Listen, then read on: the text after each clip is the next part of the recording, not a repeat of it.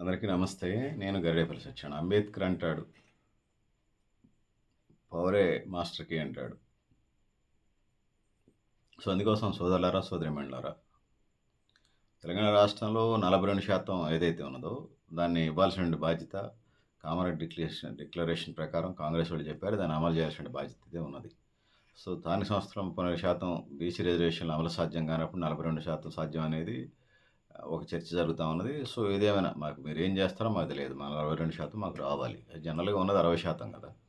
అఫీషియల్‌గా చూసుకున్న 56% మీరు మీ ఇష్టం వచ్చిన కులాలు కలుపుతున్నారు. సరే, వెనకబడిన కులాలను కలపండి. దానికి అభ్యంతరం ఏం లేదు. మేమొచ్చినా, మా రాజ్యం వచ్చినా అది చేయాల్సిందే. మీరున్నారు కాబట్టి మీరు చేయండి.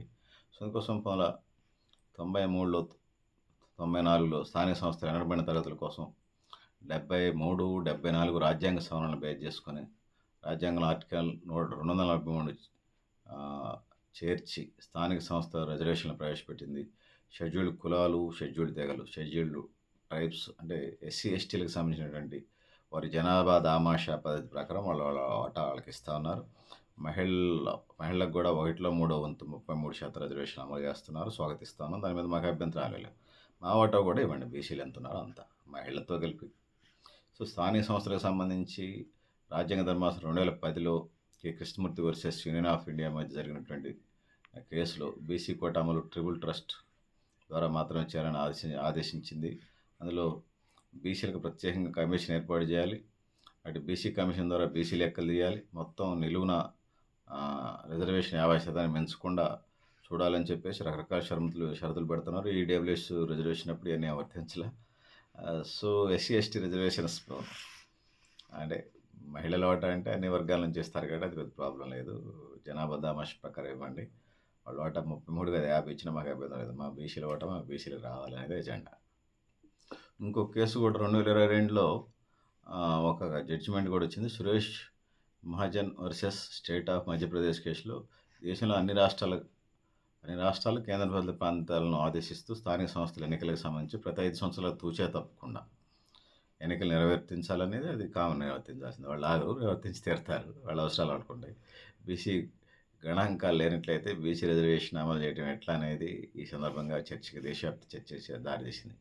ఉమ్మడి ఆంధ్రప్రదేశ్లో 94 నుండి 34% రిజర్వేషన్లు స్థానిక సంస్థలు అమలు చేస్తున్నారు. 2010 స్థానిక సంస్థల బీసీ కోటా తీర్పు వెలువరించిన నేపథ్యంలో రిజర్వేషన్లు 50% పరిమితి లోబడి ఉండాలనంటే 34% రిజర్వేషన్ కాస్త 24 అయితే ఆనాడు ఉన్నటువంటి కాంగ్రెస్ ప్రభుత్వం ప్రత్యేకంగా జీవోతోని మళ్ళీ 34% అమలు చేసే ప్రయత్నం చేశారు. తర్వాత వచ్చినటువంటి పాలకులు దాన్ని అమలు చేసే ప్రయత్నం చేయలేదు. బీఆర్ఎస్ అయితే 24%కి ఇంకా తగ్గించి 19% పడిపోయేలా చేసింది. ఇవాళ వాళ్ళు బీఆర్ఎస్ పెద్ద డైలాగులు కొడుతుంది. బీఆర్ఎస్ బీసీల గురించి మాట్లాడుతుంటే దెయ్యాలు వేదాలు బోధించిన చందంగా ఉంది. సో, అందుకోసం వీటన్నిటిని చేయాలి. సో, సకల కుల జనగణన ఒక్కటే బీసీ సమాజానికి ఉపయోగపడుతుంది. సరే, అదొక్కటే సర్వరోగ నివారణ కాకపోయినా దాని తర్వాత తదుపరి చర్యలకు సంబంధించింది. బీసీ సమాజానికి సంబంధించి ముఖ్యంగా 4 విభాగాలు మనకి ఇక్కడ కనిపిస్తూ ఉన్నాయి. కొద్దిపాటి అభివృద్ధి చెందినటువంటి 100కి 30% అభివృద్ధి చెందినటువంటి బీసీలు ఉన్నారు.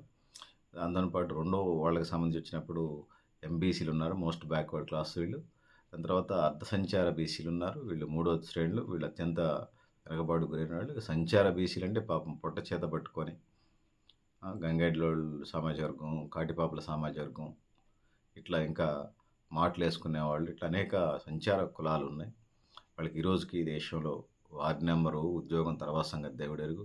పాపం జంతువుల కంటే, పెంపుడు కుక్కల కంటే దీనమైనటువంటి పరిస్థితి. వాళ్ళు చాలామందికి ఆధార్ కార్డులు, రేషన్ కార్డులు, ప్రభుత్వాలు స్వతంత్రం వచ్చి 77 సంవత్సరాలు, 78 సంవత్సరాలు గడుస్తున్నా కూడా ఇప్పటికే ఆ పరిస్థితులు ఉన్నాయంటే మనం ప్రత్యేకంగా ఎస్టీలను, ఎస్సీలను పెట్టి, లేకపోతే బీసీలున్న స్పెషల్ కార్పొరేషన్లు పెట్టి వీళ్ళందరికీ ఎంబీసీలకు కార్పొరేషన్లు ఉన్నాయి. బీసీలలో కార్పొరేషన్లో పెట్టండి. కార్పొరేషన్ల ఫెడరేషన్లు ఏదైతే ఉందో అర్ధసంచార జీవులకు కూడా ప్రత్యేకంగా కార్పొరేషన్ బడ్జెట్ పెట్టి వాళ్ళ జనాభా ప్రకారం బడ్జెట్ అలాట్మెంట్ చేసి విద్య, వైద్యం, ఉపాధి రంగాలతో పాటు వాళ్ళకన్నీ ఈ దేశంలో, ఈ రాష్ట్రంలోని అవకాశాలను అన్ని కల్పించాల్సిన బాధ్యత పాలక ప్రభుత్వాల మీద ఉన్నది. అది వాళ్ళ మీద తప్ప మరొకటి కాదు అనేది నేను తెలియజేస్తూ ఉన్నాను. 77 ఏళ్ల స్వతంత్ర భారతంలో వీళ్ళను కూడా మనం అభివృద్ధి కనీస జనజీవన స్రవంతిలోకి తీసుకొచ్చి అభివృద్ధి చేయకపోవటం అది మన చేతగానితనం తప్ప మరొకటి కాదు. అందుకోసమే బీసీ రాజ్యం వచ్చినా లేకపోతే మీరున్నా కూడా ఏబీసీడీ రిజర్వేషన్ ఏదైతే ఉన్నదో విద్యా ఉద్యోగాల్లో దాన్ని అమలు చేయమని కోరుతా ఉన్నాం. ఈ విద్యా ఉద్యోగాల్లో ఏబీసీ రిజర్వేషన్ పెట్టారుగా. ఏలో ఉపకులాలున్నాయి, బీలో ఉపకులాలున్నాయి, సీలో ఉపకులాలున్నాయి, డీలో ఉపకులాలున్నాయి. ఈ మధ్య ముస్లిమ్స్ ఏదో ఈలో కలిపారు. సో, జనాభా దామాషా ప్రకారం దీన్ని అమలు చేయాలి. ఉన్న రిజర్వేషన్ 27 కటాఫ్ కాకుండా ఉన్న జనాభా ఎంత ఉంటే అంత అడుగుతుంది బీసీ సమాజం. ఈ 42 ఇయటానికి ఏముంది? మీకేం మీకేమి నష్టం వచ్చింది? మీ అయ్య సొమ్మా? మీ అమ్మ సొమ్మా? ఎవరిదండి? మీదా? మా ఓటా మాకు ఇయటానికి 100% ఉంటే 42 ఇయటానికి పడి చస్తున్నారు ఎందుకు? ఏ వర్గాలను ఇన్ని సంవత్సరాలు పెంచి పోషిస్తా ఉన్నారు? మీ కాంగ్రెసు, మీ తెలుగుదేశం, మీ బీజేపీ పార్టీలు. దుర్మార్గులు మీరంతా. ఆధిపత్య కులాల వర్గాల దుర్మార్గులు మీరంతా. ఇంకా ఎన్ని సంవత్సరాలు బీసీ సమాజాన్ని మోసం చేస్తూ ఉంటారు. బీసీ సమాజం, బీసీ విద్యావంతులు మాట ఇవన్నీ నేను చెప్తున్నాను. వాళ్ళు అనే మాటలే నేను చెప్తున్నాను. మీరు ఒళ్ళు దగ్గర పెట్టుకొని మా ఓట మాకు ఇవ్వకపోతే బీసీ విద్యావంతులు, బీసీ ఉద్యోగ సంఘాలు, బీసీ విద్యార్థులు, బీసీ యువత, బీసీ మహిళ, మొత్తం బీసీ సమాజం మొత్తం కలిపి మీ మీద పెట్టింది. మీ మీ పదవులు కాదు, మీ పార్టీలు కూడా బంగాళాఖాతంలో కలుస్తాయి. ఖబర్దారు చెప్తా ఉన్నాం.